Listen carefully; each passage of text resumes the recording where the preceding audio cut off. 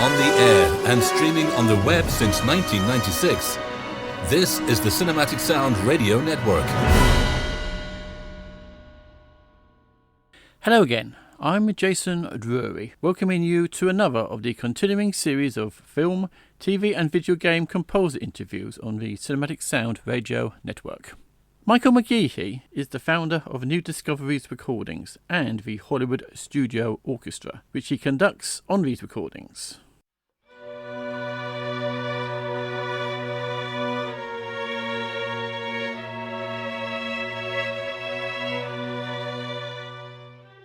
He earned a degree in music composition at the University of Alabama and completed his graduate studies in film scoring at the University of South Carolina, studying under Fred Steiner, Bruce Broughton, Buddy Baker, and David Raksin.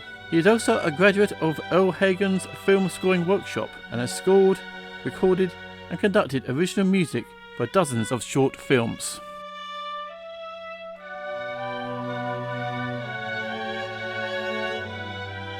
He is the author of the Click Track Book, a technical manual for synchronizing film and music.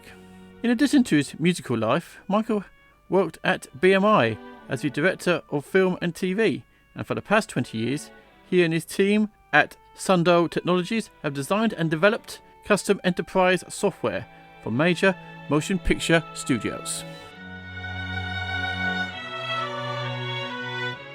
In 2018, McGehee founded New Discovery Recordings, with the mission of recording rare and unknown works by Bernard Herrmann. New Discovery Recordings releases freshly recorded orchestral suites each month at newdiscovery.bandcamp.com. These high-quality audio recordings include 10 crime classic radio scores and previously unheard concert music like Annabelle Lee and the City of Brass.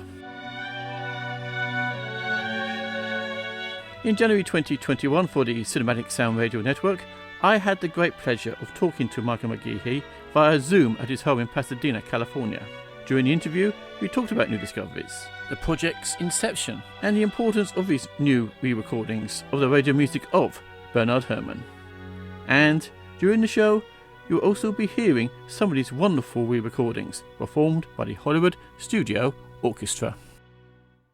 Michael McGehee, how did your interest in music start? Well, I began playing trumpet, I think around 6th grade or so, in the band and that sort of thing. I mean, I always enjoyed the concert music that we played, concert band. Went on into junior high school and so forth, and into college, playing in band, concert band, and sometimes jazz band. But I always preferred the concert works. And about the same time, I guess, Star Wars came out, and I was one of those kids that was sitting in the front row center with my friend, and we sat through 2 showings on the opening day and went right out and got the album, and were just fascinated by that music, and went from there and started buying more soundtrack albums. My friend and I, actually, he's very prominent on the Bernard Herrmann web pages, even to this day, but he actually went to this record store one day and bought, I know Dracula, John Williams' Dracula was one of the albums. And the gentleman who was at the counter said, "Oh, these are very good choices. You have a good taste in music." And it turned out he was a soundtrack collector. And he invited us over, and we went to his house, and he opens his closet, which has no clothes in it, only albums. 1,000, maybe well over 1,000 LPs at the time that he'd been collecting. And he introduced us to all the great composers of the 30s, 40s, 50s, and so forth, and would literally give us stacks of records to take home with us, which we duly recorded on cassette tapes and brought back for the next stack. So he was hugely influential, pointing us towards all the great composers. And in particular, the Charles Gerhardt series of albums, which were, I guess, fairly new at that time. And he had all of them. And the Bernard Herrmann one definitely stuck out in my mind. But all of them we listened to, and that's how I sort of got really into film music, which led to later on wanting to write film music myself. Tell us about your musical education. Well, I studied composition at the University of Alabama, and went on from there to go through the USC film scoring program, which was fairly new at the time. I believe it was the 3rd year as an official graduate level program. So I went from listening to Fred Steiner's recording of King Kong to sitting in Fred Steiner's class, having him listen to my music, which was a big step up in my opinion. So it was a great program actually though, because that's really where I learned how to conduct a recording session, because that's all we did mainly was you'd get an assignment, you'd get a piece of film, you write the music, gather the musicians, put the session on, record it, and then the teacher would go through, tell you what you did wrong mostly. And we did a lot of recording sessions during that time. And the way they set it up was actually quite smart, because every job that had to be done would be assigned to one of the students in the class, and you would rotate the jobs for each recording session. So by the time we got through that program, we had done each of the jobs several times. So one time you might be the music contractor getting all the musicians together. The next time you might be the caterer putting the food on for the session. And so that was a great way to learn by doing. And of course, the criticism from people like Fred Steiner and David Raksin and Bruce Broughton and Richard Bellis, Jimmy Haskell. There were so many people in that program that were so great. I learned a lot there.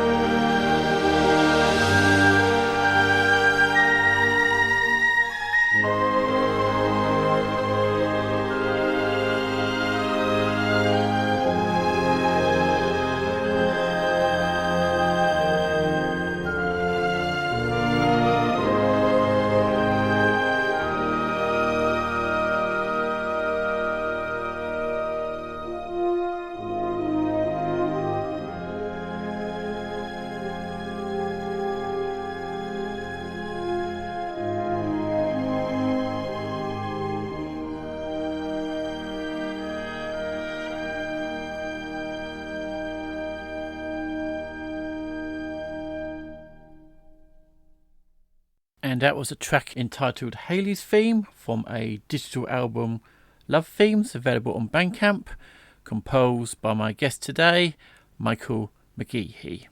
Now, Michael, you've always had a special love for the work of Bernard Herrmann. What is it about his music that interests you? Several things, I would say. The thing that drew me to him at first, as a young person listening to this music, it's just the sheer raw power of his orchestral music. It just really bowled me over. I remember listening to the Gerhardt On Dangerous Ground, the Death Hunt from On Dangerous Ground, and I was just flabbergasted by that piece and just loved it. And it just continues to amaze me every time I hear that piece. It was only kind of later that I got into the slower, softer kind of music, his more gentle side. And I think that there's a real subtle beauty to his music that's kind of overlooked because it's overshadowed by the connection to Hitchcock and sort of the darker bent that a lot of his music takes based on the movies that he did. And I think that's really been something I've gotten more and more fascinated with over the years. I even have in mind kind of an album of Herrmann nocturnes, which sounds incredible. You don't think of Herrmann in nocturnes, but when you think of White Witch Doctor, you don't think of the nocturne, but it's this incredibly beautiful piece. And he has nocturnes in many of his scores, even King of the Khyber Rifles. You certainly don't think of the nocturne there, but I think it would make a great album and show kind of another side of Herrmann's work.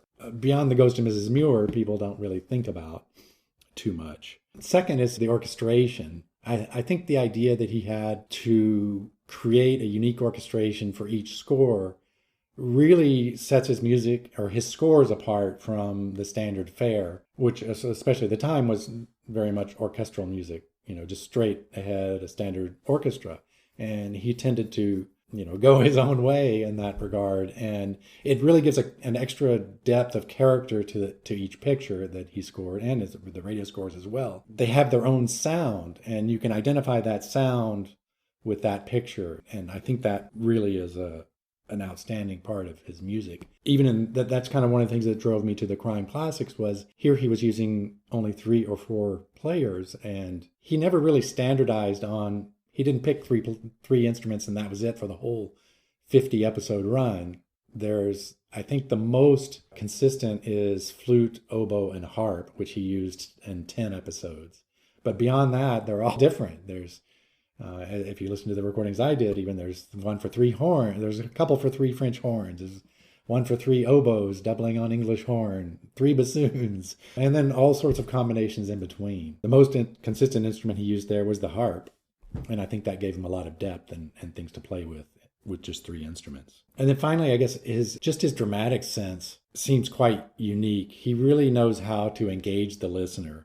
He just brings you right into the drama and you know exactly where you're supposed to be. His music's never just wallpaper behind the scene. And it's something that's quite related is I think his music doesn't portray emotions so much through the way some composers do. In other words, you have a melody, oh, it's a major tune. I hear the 8 bars, oh, it's happy. You sort of go through this interpretation mode of understanding, oh, it's a major key and a happy melody, therefore it's happy. But his music actually just is the emotion in some way.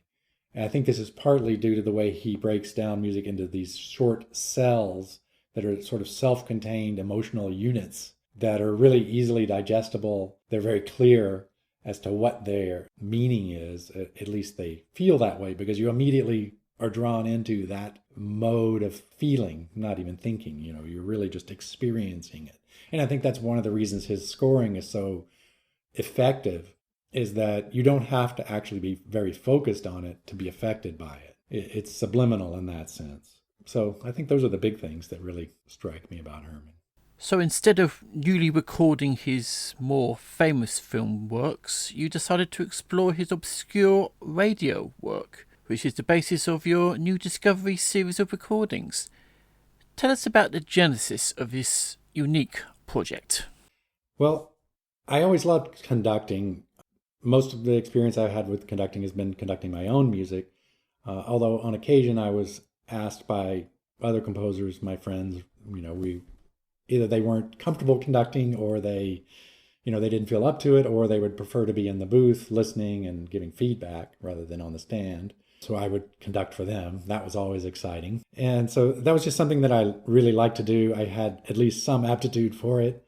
I kind of in the back of my head always knew that I wanted to do some recording someday. That was just there as a sort of a long-term goal in my life. But at some point in the past few years, 10 years or so, I realized, well, I have all the knowledge and the expertise and now the means to do this. So I started working on it and gathering information, researching scores, how to go about doing it, sort of walking through different scenarios of what might be the best way to approach it. And of course, I knew I wanted to record Herman. He's always sort of been my favorite. And I knew also that there's an audience for Herman's music, a ready-made audience in a way. Not necessarily a huge audience, but there is interest in his music. So I thought there would be at least some appetite for it. Personally, I craved more new Herman music because I knew everything that was out there, I thought. Certainly all the things that have been recorded, I know from memory and have listened to them countless times. And every new recording, of course, I would get those as well. But what was the new Herman that was out there? And that, of course, led me to the earlier radio music. Because I knew that there was radio music, but there's been very little of it recorded. I thought, well, this is a good place to start. This is actual new material. When you're presenting it, you won't be just presenting something that people already know, and they may love it and may want a new recording, but here's something unique. So that's also one way to differentiate what I was doing rather than just doing a re-recording of Psycho or something like that that's been done. It was a way to sort of try and stand out as well as bring something new to the table. And through my research, I had always known about the melodrums, which were something I'd heard about, kind of knew something about, but didn't know exactly what they were. But as the more I looked into them, I realized that there was enough material there for a good album. So that seemed like a good meaty place to start. So I picked a few of those to work with, and that was some of the first recordings we did. And I knew after that, there are many, many more radio scores to do, and there's plenty of material to go to. So I figured I'll just get started and hope someone takes an interest and we can continue on.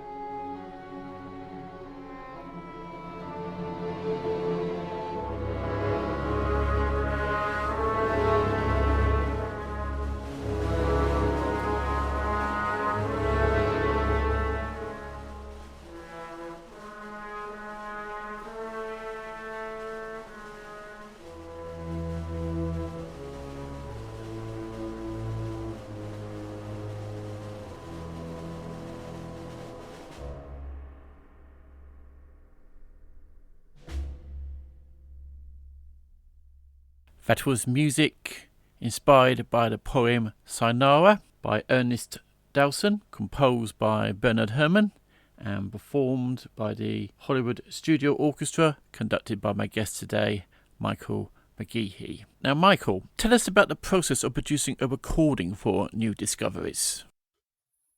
Beyond all the research and selection of scores and business aspects and things like that, the interesting stuff starts when you do the score preparation.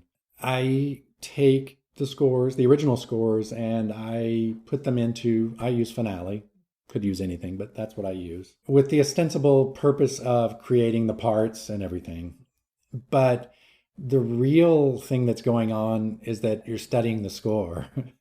Because if you have to write it all over from scratch, you have to get into every single detail of that score, top to bottom, front to back, and really understand what's going on, how the music interacts with itself, what's it built upon. And that's when you start forming all your ideas about how you're going to conduct this piece. Recall some of these pieces that I'm doing, no one's ever heard before because there's no recording. Some of them there are, and that's helpful, and I certainly study the recordings to hear what Herrmann did originally. But a few of these, there's nothing, so I'm just starting from scratch and looking at the score. So you really have to get intimately familiar with each and every detail behind that score to figure out how you're going to approach it. And some of the scores, they require kind of a degree of reconstruction because they usually have some kind of markings on them that probably Herrmann made in the recording session. So they're scribble here, scribble there, scribble there. And sometimes the bars are marked out. Sometimes, there's arrows and all sorts of things that are just sort of the hieroglyphics of the recording studio that now you're trying to interpret some 80 years later that, there's nothing more to go on but what's in front of you. And sometimes I've had access to the actual parts, the individual parts. And that's good because you can correspond those to the score and say, oh, okay, this mark I see here in the bassoon is also marked something here. So maybe these things are related. Maybe he's trying to repeat these bars or play these bars over there. And so you have to go through and figure out what was the end result. Now, I'm the first to say that I don't know if my interpretation of what he did in the recording studio is what I ended up with, but I hope that it's close anyway. And I don't really change the music itself, but there's often repeats or bars that are marked out of a score that I might include in the score, because usually those things are done for timing reasons, make it fit better and work with the script, perhaps. So if there's some interesting bars that have been marked out, I will often include those because, hey, this is more Herrmann to listen to. And sometimes there are bars that are obvious repeats. Herrmann, repeats things. So if he's repeated it 10 times and marked out 2 of them, 8's probably enough. We'll leave it at that. So you have to make those kinds of judgments. Sonara had a lot of markings in it, and there's no recording. There was a lot of thought that went into how does this work. And I assumed that since there was poetry being read over these, that they made changes in a rehearsal to say, oh, perhaps I want a little more time in this section to say this stanza. And that's perhaps what happened. And so I put some repeats into that weren't there and made a few changes to even the orchestration. Not the orchestration itself, but I believe in one section I pared it down somewhat and then did the full orchestration on the second time through, just to create more interest in there. And there were some indications that had happened. So I tried to do that as well. Of course, you have to do all the parts as well. Beyond the score itself, there's a lot of time spent just meticulously making the parts ready for the players, making sure that the page turns are in the right place so that, they're not playing a fast passage and trying to make a page turn and things like that. Lots and lots of details on that you have to worry about. I have a kind of a multi-stage technique for checking all the parts. I check them again, recheck them, because every minute that you waste in the studio answering a question or fixing a note is a minute that you can't get back and that can't be spent getting the music down on tape, so to speak. And then, of course, there's tons of time choosing a studio, booking it, Got to go there, see it, make sure they have the right ISO booth, talk to the engineers, talk about layout, how are you going to set up the orchestra, how's he going to do the microphones, what techniques do you want to use, do they have a break room, do they have a kitchen, how much parking do they have? I mean, there's a million little details that go into that. It pretty much all comes down to me in the end. I usually have a friend who works with me in the booth.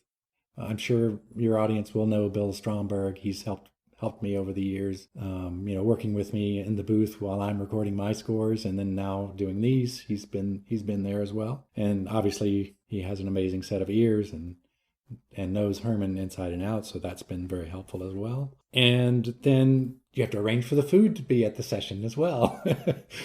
Fortunately, my wife has been helping in that area, so that's good. Then you have to book all the musicians. Once you have a session, you've got to find all the musicians. And for these recordings, I really went out and tried to put together an orchestra, which became the Hollywood Studio Orchestra.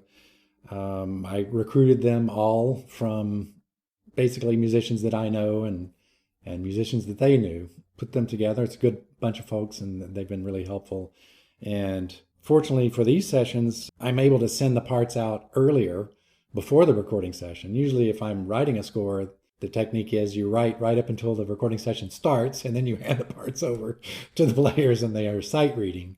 But we're fortunate in a way here that we can actually do that ahead of time. So you do all that preparation, you check them a million times, you send them out to the players, and then they ask the questions over the phone before the session, and you work those things out. That's great. That's much better.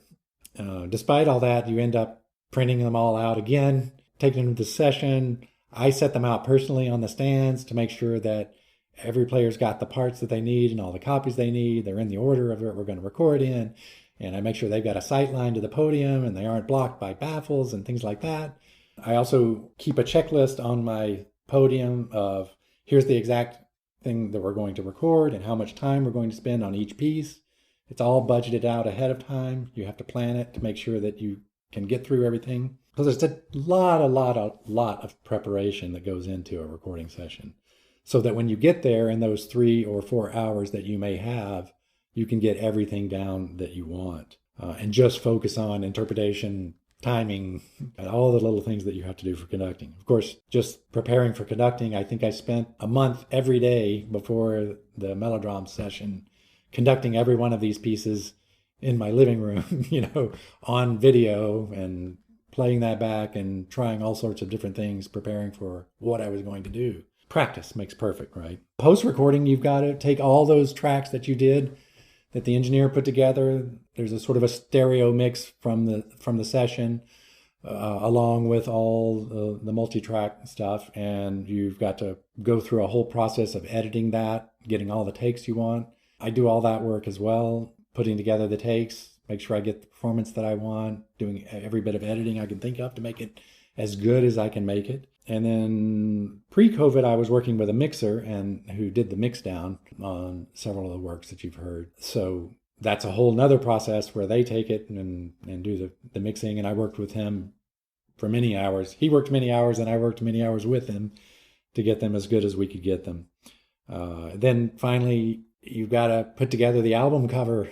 Even though these are virtual, we put together an album cover. So I find the images and the fonts and create all that. I've actually had a great time doing that. It's kind of something else new for me to do in this case. Put that all together, write a few liner notes, put it all together and put it up and hope someone likes it.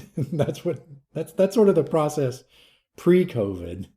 Post-COVID has been, in an age when the government says you can't have 40 or 50 people in a room together. It's very different. So last year I had prepared an orchestral recording session, but obviously that couldn't happen. So I took a different tack, and that's how I went back to the crime classics. I'd already done one session of crime classics, one volume, 3 different crime classics episodes. And so I decided to go back to those because I said, well, we're going to have to move to remote recording. And the process for remote recording had to be invented in a way. I mean, people were doing this, but I wasn't doing it. So I needed to understand how to do it.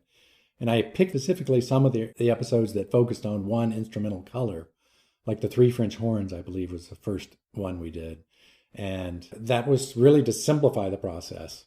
we did one player, multi-tracking, and then the mixing process, which I took over at that point, was somewhat simplified. Obviously, there's only the few tracks and there's only one color, and this makes it much simpler. And then as those progressed, I tried to make them more and more. As they progressed and my skills progressed, I just started doing more and more complex works and pieces. That series ended with Your Loving Son Nero, which I think it's what, clarinet, bass clarinet, French horn, timpani, percussion, and harp. So, a fair amount going on in there, and it's about a 10-minute score. So that was quite involved, and that was sort of the culmination of the Crime Classic series that we did. But those, if you listen to those, they reflect kind of the progression of this ability to do remote recording and my skills as a mixer and things like that. You can hear hopefully improving on each one. And now we've moved on and moved back to getting into larger orchestral works. So now we've got the full orchestra, lots of tracks going on, and it's quite interesting.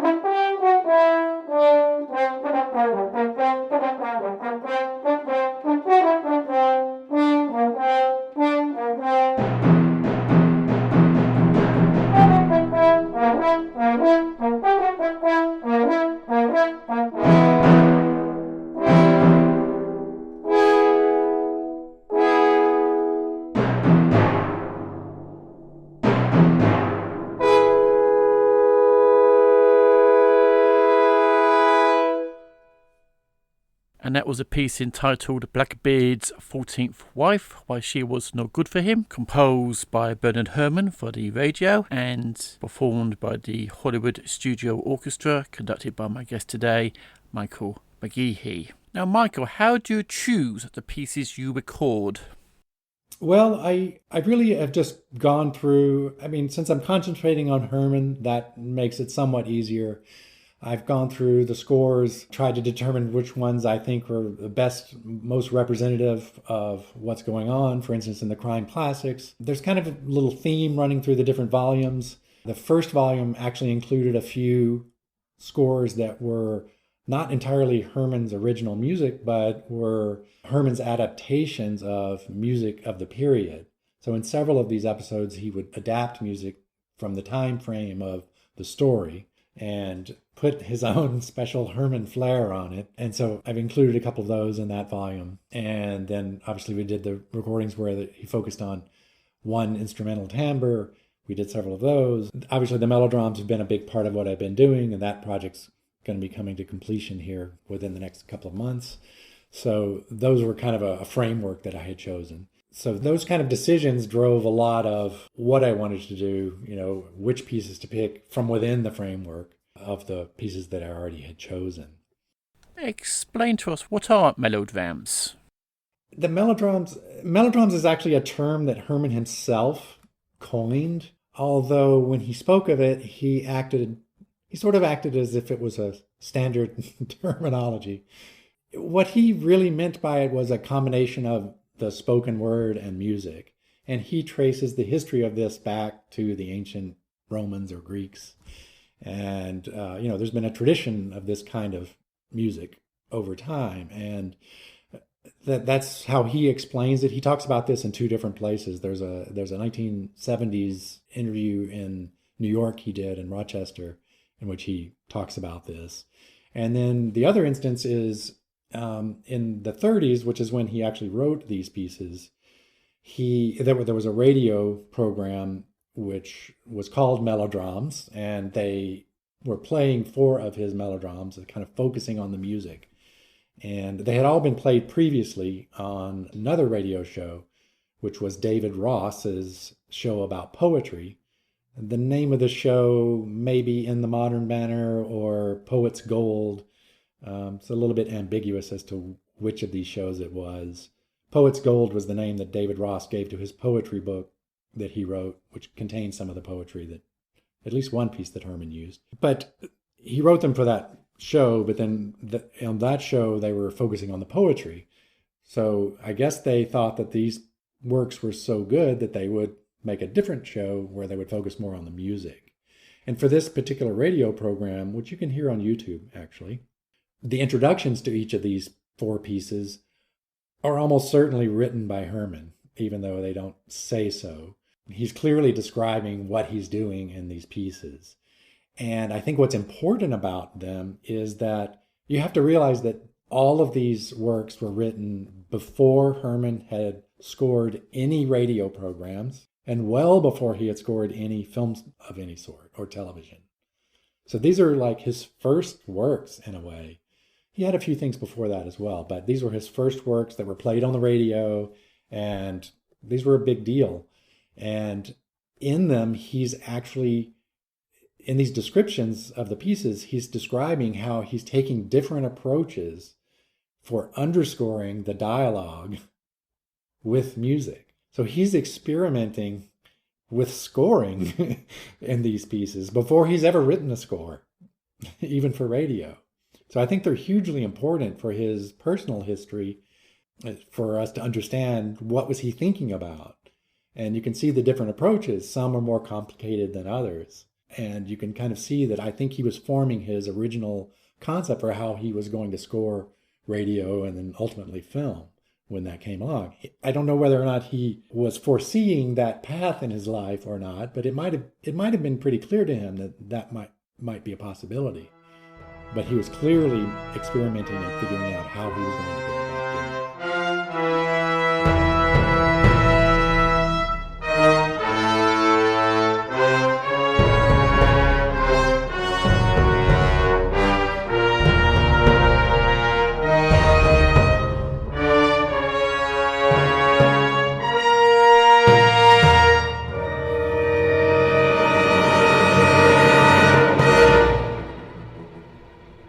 enter and learn the story of the rulers. They rested a little in the shadow of my towers, and then they passed. They were dispersed like those shadows when the sun goes down. They were driven like straws before the wind of death.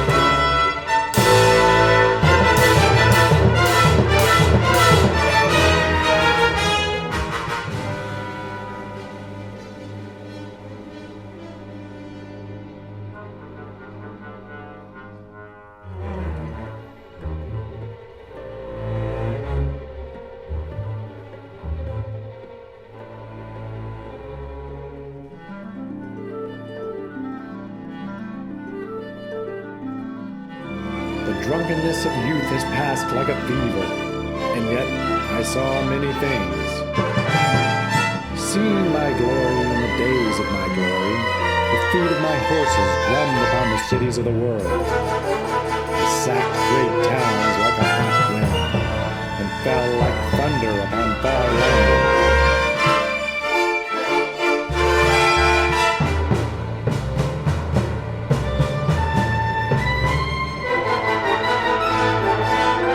Kings of the earth were dragged behind my chariot, and the people of the earth behind my lives. But now, the drunkenness of youth has passed like a fever, like foam upon the sun.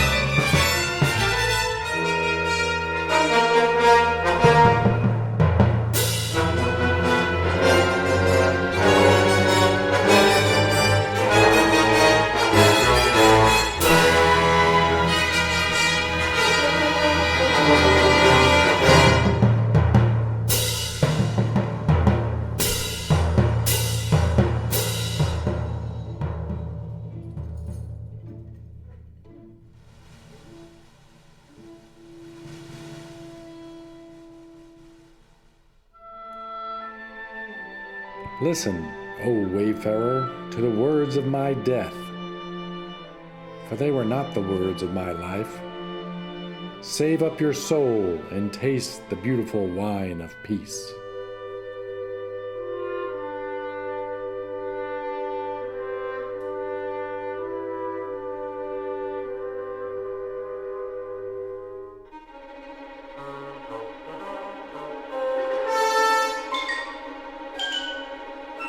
About this table sat many hawk-eyed kings, with many one-eyed kings.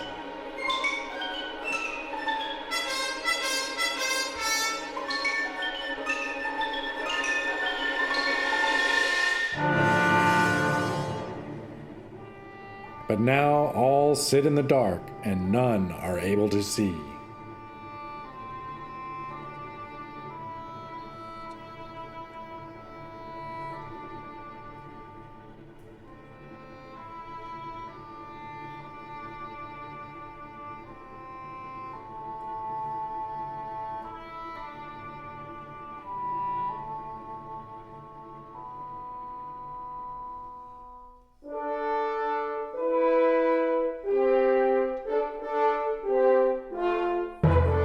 In the name of the Eternal One, in the name of the Master of Strength, in the name of Him who moves not.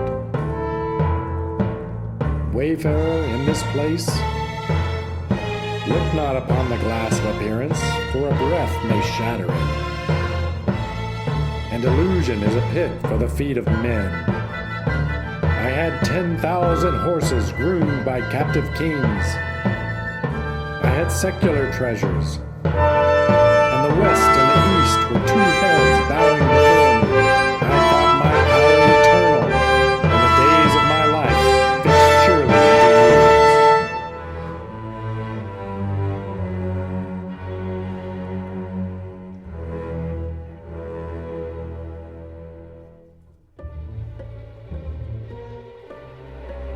But a whisper came to me from Him who dies not.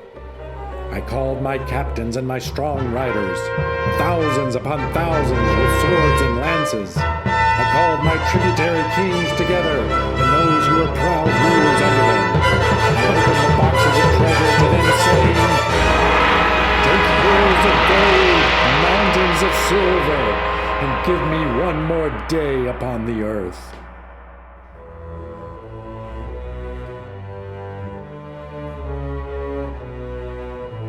But they stood silent, looking upon the group. So that I died, and death came to sit upon my throne.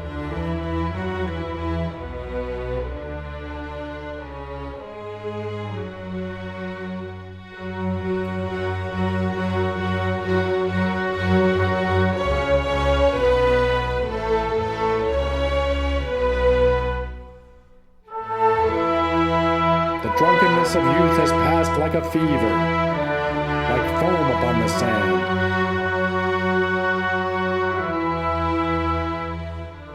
Listen, O wayfarer, to the words of my death, for they were not the words of my life. Save up your soul and taste the beautiful wine of peace.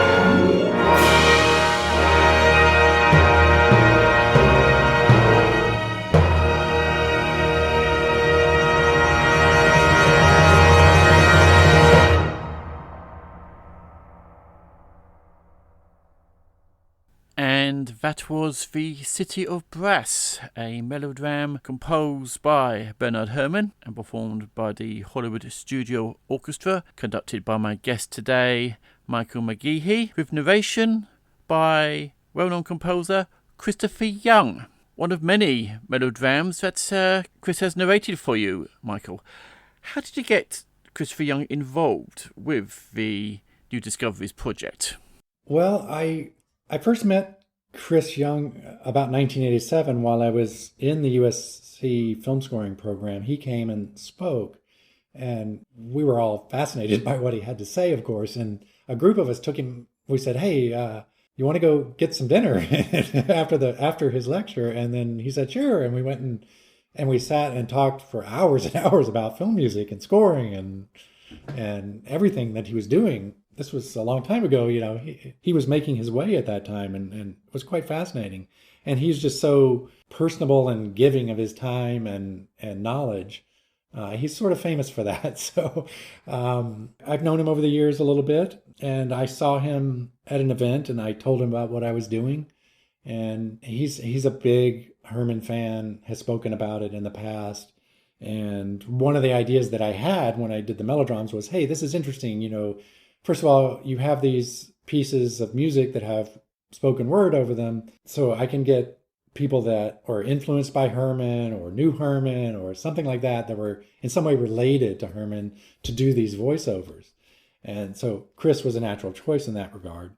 And I liked his voice too. I thought it was neat. So I thought, well, let's try this. And the other thing about that is that I always had, since we're releasing these digitally, I can release them with the narration and without the narration. So if you want to just listen to the pure music, you can. If you want to listen to it with the narration, you can. I think that's one of the things that the digital release gives you a little bit more freedom as to how you can do this. I've even envisioned that if someone else wants to do a narration, I can do a second narration of the same piece. And I think that might be interesting as well, just to see how different people interpret it, because everyone approaches it differently. But when I told him about the project and what I was doing, he immediately said yes. It wasn't hard. He thought it was interesting, and he was really just very generous and said, sure, I'd love to do it, and invited me down to his studio, and went down there a few times and did the voiceover, and it was just great. He was fantastic, and we had some great conversation as well. Yes, Christopher Young, a wonderful composer. Oh, yes. Yes. I hope he has many more scores to come, and I hope that he gets even better pictures than he's gotten in the past. I think, he should get better pictures, and some he has, but just great composer and so much to offer. And his knowledge of film music is amazing. And he has a library of film music books, which is pretty extensive. As a matter of fact, that's the only thing he would take from me was I wanted to do something for him, for doing this work, but he asked for a copy of my click track book, which was nice. So I put that in his library. Now, as you have mentioned already, you record your music with members of the Hollywood Symphony Orchestra with the title of the Hollywood Studio Symphony. How did this collaboration come about? Well, as I said, the orchestra I put together really from people that I knew, people that I had worked with, and then references through them. Actually, if you call a musician and say, I'm doing this session, we're recording Bernard Herrmann, already you have their attention. And you tell them what you're doing, and they're very generous with their time. And they always want to play, they always want to record. Something like this is unusual, so they're interested. And some of the members of the orchestra are big Herrmann fans, so that's kind of interesting too. And if a musician can't play on a session, they always refer you to someone who can. And you just build an orchestra in that way. That's essentially what's happened, is I put together a group of people through that mechanism. Just talking to people, telling them what I'm doing, asking them if they're interested, would they like to be involved, and they've been great, every one of them. And in this remote time, they've all stepped up and they've all increased their home studios to make their situations better and to give themselves a way to continue making money while they aren't able to go into the studio. A lot of them have some great equipment. And what's interesting about that is you get really high quality, good recordings out of their studios because they are getting the microphones and the setups that make them sound the best. That's actually been a plus side to this. But the orchestra itself is really one that I put together, and I've been able to continue to use the musicians as well. So that's been great. Having established that relationship, it would have been more difficult during the pandemic to do this remote recording without that relationship already established. But I think that's been hugely beneficial. What has been the biggest size of orchestra you have used in these recordings? That would have been for the melodramas that we did, City of Brass, Sonara, those pieces, Annabelle Lee, those were larger. And I think with an upcoming one, there's about 46. So there's some large ensembles, but they're not giant orchestras. Part of what I did in planning out New Discovery was sizing the orchestra. It needed to be something that was feasible financially, but then also reflected something that was good enough to do. It was big enough to record the pieces that we wanted to record. And of course, you can augment that at any time you want. But most of the radio scores were an orchestra of around this size, sometimes smaller, sometimes larger, as far as I can determine. There isn't a lot of evidence there, but based on looking at scores and copies of parts and things like that to determine how many string players there were, mostly, that's where it gets more controversial. That's part of it. So that's the size orchestra that we use to date. Who knows? We may get bigger. Now, a series that Herrmann worked on in the 1950s was Crime Classics, which used very small ensembles. Can you tell us more about the Crime Classics series and Herrmann's involvement in the music of those episodes? Yeah, there's over 50 episodes. They're each a half hour long, the actual radio show itself. The show itself is quite entertaining to listen to. So I've listened to all of them multiple times. The narration, the dialogue is all very good. There are a lot of actors in there that you'd recognize. William Conrad is Nero, and he's in a bunch of them. And a lot of famous radio personalities are there. Just unto themselves, they're entertaining to listen to. And they're all available, all except one, which apparently was lost. So that was one score that we included because I wanted to get that score that had been totally lost recorded. The score itself wasn't lost, but the the episode was lost. And that series is actually quite interesting because it's all about, it's essentially murder stories, true murder stories as told through the narrators, which is obviously something Herman, that's right up his alley. He didn't have to do this series. It was a very low budget for what Herman was doing. This was in 1954 or so he certainly didn't need the money. I think he did it for the challenge and also to stay involved in radio, which I think was a part of his love. And I'm sure that he wrote these, probably took him a day or two on each one. Most of them are dated with a single date on them. So perhaps he spent a day working on these. I don't know. That's how fast he was able to dash these off. It's amazing for the quality that you get. And the scores are quite fun to look at as well because it's all Herman's notes. The scores are all held at UCLA, and they have also the script along with them. And it's probably Herman's copy of the script based on the scribbles and the notes that you see in the margins. So that's kind of interesting as well, to see how they sat through kind of a walkthrough and determined where the music was going to go and things like that. And you could see that in the script. So that was fun.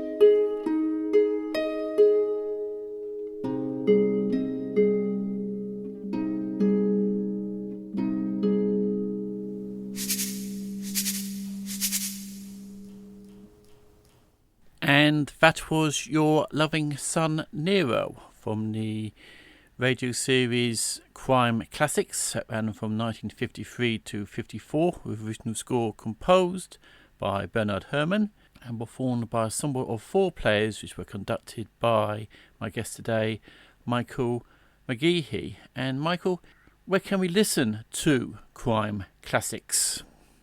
Yes, if you go onto YouTube and search for Crime Classics, you can find them all. Now, there are several different sites, old-time radio sites that have these. And if you listen, they're of varying quality. So there are some that are better quality. I wish I could tell you the exact one which has the best quality, but you'll just have to listen. Some aren't at the right speed, so you have to be careful.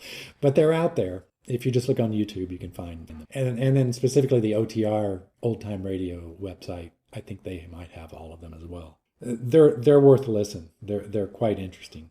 Now, Michael, one of my favourite re-recordings of yours is for Herrmann's score for the Twilight Zone episode Walking Distance. Why did you choose to record this?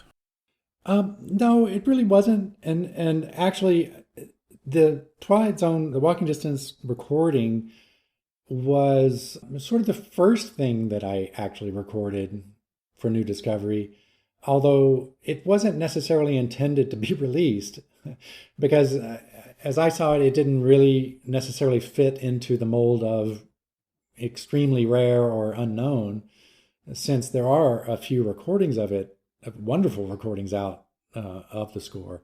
But I did it for several reasons. One was that it got me back into the studio to do some conducting after having been away for quite a long time. It was a way of warming up, seeing if I could still do it. And it was also meant to test the size of the string ensemble. So this was one of the key reasons that I chose it, was that the size of the string group was pretty much exactly what I wanted to try for the string sections in the radio scores. And even though in Walking Distance, they're really not treated as sections, but each player has individual parts in Walking Distance. Quite amazing score, beyond just it being phenomenally good. So I recorded that just to get the sound of that string orchestra. And then in the same session, I also did a recording of City of Brass, sort of ironic recording of City of Brass with strings only, because I wanted to hear that piece done with that size string orchestra. So I have like a test recording of that to see, to try and convince myself that, okay, this is enough strings to get enough sound to bring the piece off with. That was kind of a question mark in my mind until that point. I think we also recorded Psycho, a little bit of Psycho in that session for fun, which we didn't release, but I have. That was fun. And then another thing was I was the concept I had of creating like a suite out of the score, sort of like Herrmann did for many of his scores. He created concert suites. And my thinking was that in order to get film music played more in the concert hall, it needs to be set up to make it easy for it to be played in the concert hall. And one way to do that is to create some kind of suite that's a complete unified part. It's not, 27 cues, all with different pages. They're just not practical to do in the orchestra. So I thought, well, I'll make this into kind of a suite, make a unified score, and that way if there are orchestras that want to play it, there's something that's available. And in fact, I have been contacted by an orchestra that wants to do it. So perhaps after the pandemic is over, that will happen. We'll see.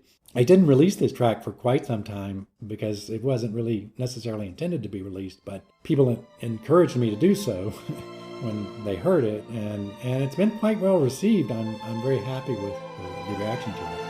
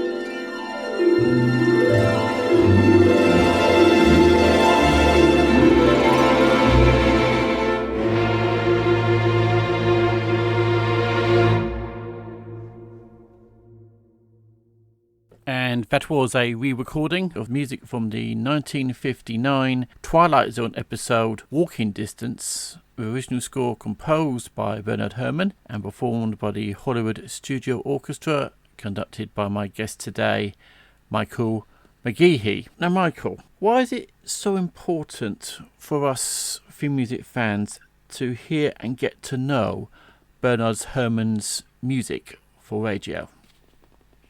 I think part of it is to recognize where he came from, what he did, and how he got to the level of those films by the time he got there, because he really had a huge amount of experience in scoring before he ever went to Citizen Kane. He had dozens and dozens of these radio scores that he had done, and most of that technique transferred to film. He used essentially the same techniques he was using in radio and just applied them directly there. His radio music and his music in general is evocative of images. And I think that, he probably concentrated on that in radio since it was purely oral. He tried to evoke certain types of, effects in a way for storms and the wind and all sorts of different things that he attempted, that when you went to film, you could do the same thing. And even though you were seeing perhaps the wind blowing, it's still bolstered by the fact that the music is beneath it, driving that emotional charge. He does develop over time, even though his sound is there from the beginning. So I think it's fun to hear, and I think it's educational as well. How do you finance the recordings, and what kind of return do the recordings get? Do the profits matter to you, or is this just a labour of love? Well, I finance the recordings myself. I keep the cost as low as I can by doing every possible job that I can do. If I could play all the instruments, I'd probably try that too, but I suppose it's best for everyone that I don't do that. I try to focus most of the actual money spent on the musicians where it can do the most good, because they're the ones that are really bringing these things to life. I'm just guiding the process. That's my role, is to get the best performance out of them that they can give, and try to make sure that I help that make it onto the recording itself. That's where I focus most of the actual dollars going out the door. Profit, of course, is very important, if not very present. I always took the position that this is a business and we're offering a product. And if the product is good and people like it, they will buy it. That's one reason I like Bandcamp, though, is that I can present the recording and people can listen to the entire recording in high quality audio, better than CD quality audio. It's not just an excerpt, it's the entire performance. They can listen several times before it even asks you to purchase. And I think that's really fair, because you can hear the product, you know whether or not you want it. So I like that model. For me, that works, because I don't want to ask anyone to buy something, from someone they might not know anything about. And the recordings have a very small, but kind of a dedicated group of fans. This music is an obscure corner of a tiny niche market. So there aren't millions of customers out there, or even thousands. We're talking really small numbers here. But one of the reasons I started releasing a new track every month was to give the audience a regular way of connecting with the label and having something to look forward to, sort of a record of the month club kind of thing. And I don't know that anyone else is doing that or anything like that at this point in time. But the opportunity's there, and I think in order for a business to flourish, you have to continually produce high quality and get better, hopefully, which is what we're doing. So that's my approach and my thinking on it. Your release in January 2021 was Weep You No More Sad Fountains, which featured a narration by Stephen C. Smith, who literally wrote the book on Bernard Herrmann. Tell us about his contribution to New Discoveries. Well, Stephen, he's been wonderful, very generous to help me out and do this latest set of readings. He's just a wealth of knowledge, not just about Herrmann, but about film and historical literature and all sorts of things. He is always fascinating to talk to and be around. So any opportunity I can to hang out with Stephen is an opportunity I'll jump on. And he has been involved to some extent in that he's been a very welcome guest at all the recording sessions. He's been there listening in the booth or in the room and helping out in any way that he can, and has always offered a lot of encouragement, and even for this recording, some feedback on the mix and all those sorts of things. So he's always there for you, and I really enjoy working with him.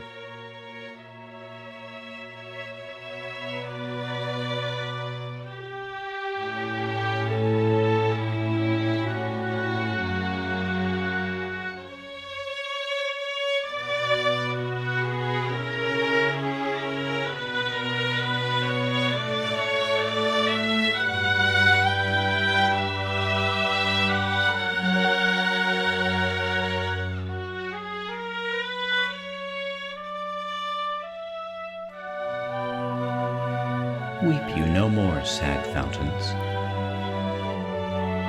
What need you flow so fast?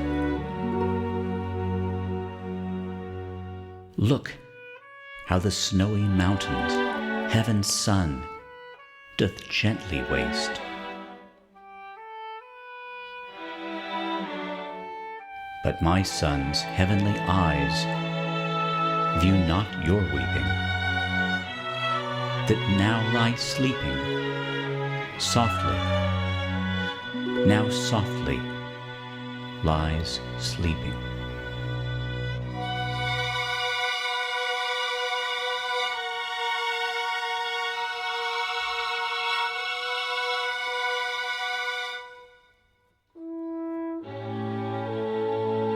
Sleep is a reconciling, a rest that peace begets.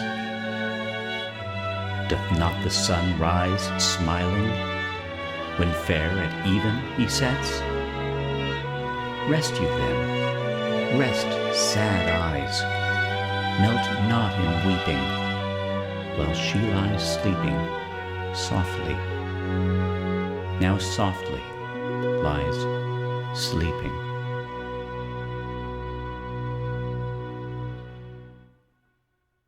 And that was Weep You No More, Sad Fountains, with original score composed by Bernard Herrmann, with narration performed by Stephen C. Smith, and performed by the Hollywood Studio Orchestra, conducted by my guest today, Michael McGehee. Now, Michael, are there any of Bernard Herrmann's radio compositions that you have yet to record, but cannot at present?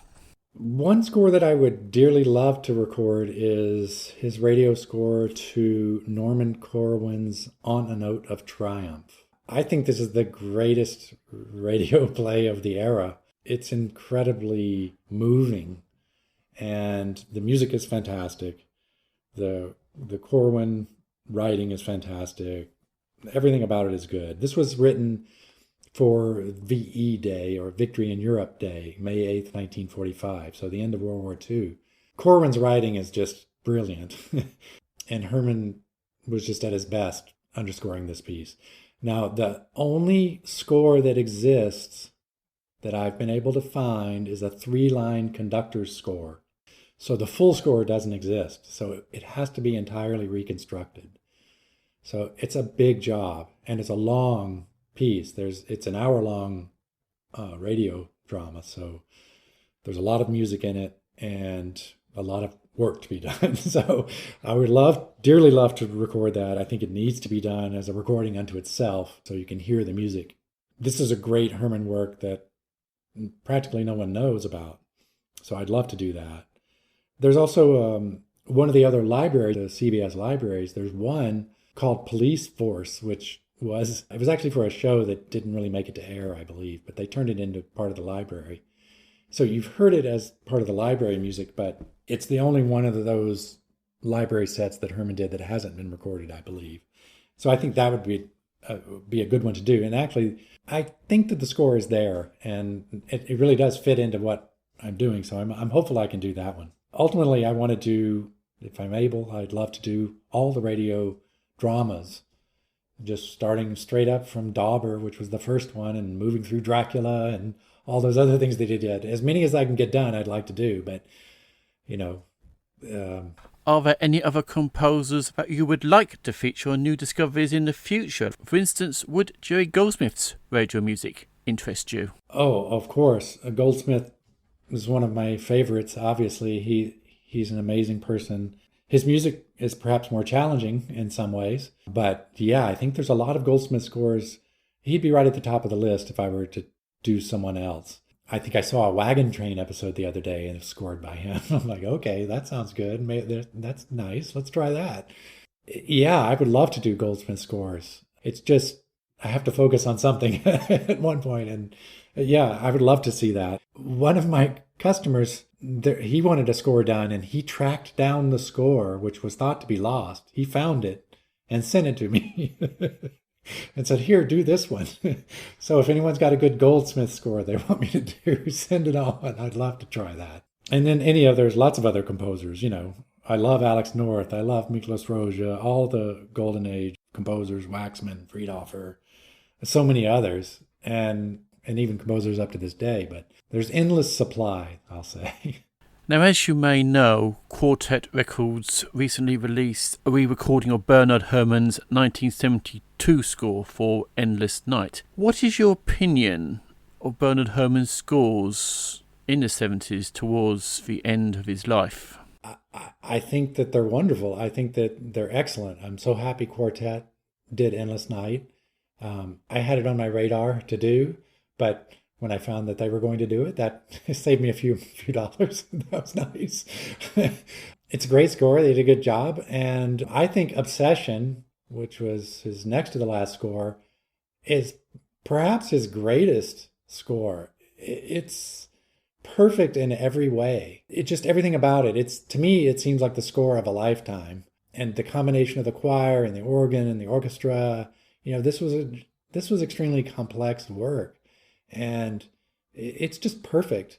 It works as a piece, as just a big symphonic piece. If you just play it beginning to end in sequence, I think it works very well, which is amazing. Sometimes a score won't work it doesn't work as a piece of music unto itself, played in the sequence that it's in the picture. But Obsession it seems like it was written as one unified whole, as a work of art from beginning to end. And I think it's maybe his greatest work. I think if he had lived longer, he may have acknowledged that in some way, that this was very special. I think the stories about him writing it, and the story where he watches the film, they're watching the preview, I think, with De Palma and so forth. And after it ends and the lights come up and he's just in tears because, he's just emotionally spent on this picture. He said he doesn't remember writing it and he can't bear to part with these characters. And, he had a picture of Geneviève Bujold in his wallet when he died. I think there was a very deep connection to it. And I think those are very moving kind of stories. It shows you the depth of his emotional attachment to what he was doing. It is just profound. And to listen to it, I think it's just phenomenally good in every way. And the scoring technique, the ending sequence with the cross-cutting between him and her, going back and forth, and the way the music mirrors that, and the culmination of the camera spinning around and the waltz going again, and it's just a fantastic, unbelievably perfect scoring that is hardly ever matched anywhere as far as I'm concerned. So at the end of his life, I think he was at the top of his game. I don't think that he had lost anything. I think that, in fact, with Taxi Driver, maybe he was heading off in some new directions that would have been extremely interesting. He wasn't really that old in our terms these days. He died somewhat young in a way. Not young, but he wasn't that old. But, he could have had 10, 20 years left of great scores that we just didn't get. So it's a real shame. But I love all those scores. I think they're all great. Now, Michael, we're coming now to the end of the interview. Before we finish, can you tell us what we can hear next from New Discoveries? Next up is Something Tells, which is a short melodram. This one actually with text by David Ross, and the reading is again by Stephen C. Smith. And this is actually a part of a 3-part poem cycle that Herman did. So we did The Weep You No More Sad Fountains is part of it. Something Tells is part, and then next up would be The Willow Leaf. And those comprise this 3-part poem cycle. So that'll be next up. And those are all kind of unified work that we have that's coming out. And then following those will be a couple more melodramas, one of which is A Shropshire Lad by A.E. Housman. And then the final one is the one that started it all for Herman, La Belle Dame Sans Merci, which is a Keats poem. This was Herman's first work performed anywhere on the radio or television, and it was the first of the melodramas. It's coming last in our series, but that's because it's the most ambitious work of all of them and was extremely complicated to put together. I will tell you that. And I think that it was a huge challenge, but people are really going to be amazed by this piece. It's no wonder that everyone at CBS perked up their ears when they heard this and said, "Who is this guy?" And you realize that Herman was 23 years old or so when he wrote this. And it's just absolutely astounding. It's huge and extremely dramatic. And it goes all over the place in mood and texture and dynamics and tempo. And it's been quite a challenge putting it together. And I'm just so excited to see it come out finally after 80 years or so. Michael McGehee, it's been a pleasure talking to you today. I wish, on behalf of the Cinematic Sound Radio Network, New Discoveries every success in the future. And thank you very much for joining us today to talk about this unique and important preservation project of the music of the great Bernard Herrmann. Thank you very much indeed for joining us. Thank you. I enjoyed it very much. Thank you for talking with me this morning. I appreciate it. I do hope you have enjoyed today's interview with Michael McGehee. I leave you with New Discovery's latest offering, Something Tells, a melodram composed in 1934 and is a joyful celebration of spring and is performed by the Hollywood Studio Orchestra, conducted by Michael McGehee, with a narration of a text written by David Ross, performed by Stephen S. Smith. And if you are interested in listening to more or purchasing some of these re-recordings, please go to newdiscovery.bandcamp.com. The link is on the show's webpage. My thanks again to Michael McGehee for joining us today, and until we meet again, from me, Jason Drury, is take care and happy listening.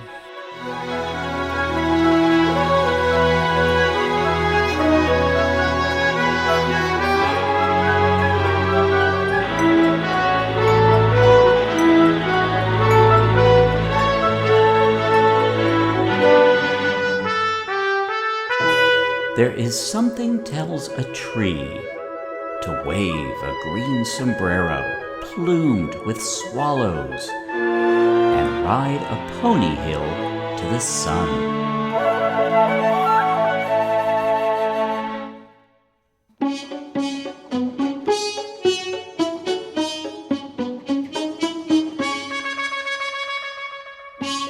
There is something tells a butterfly to leave the nunnery of its cocoon and go gypsying in colored dress when April stirs a fiddle in a willow tree.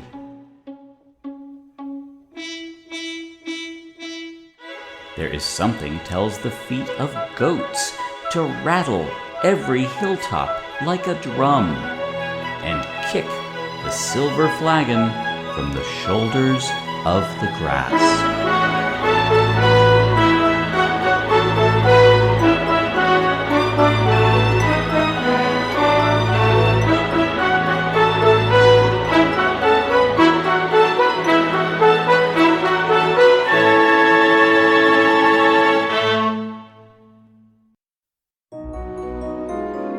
Thank you for tuning in to the Cinematic Sound Radio Network.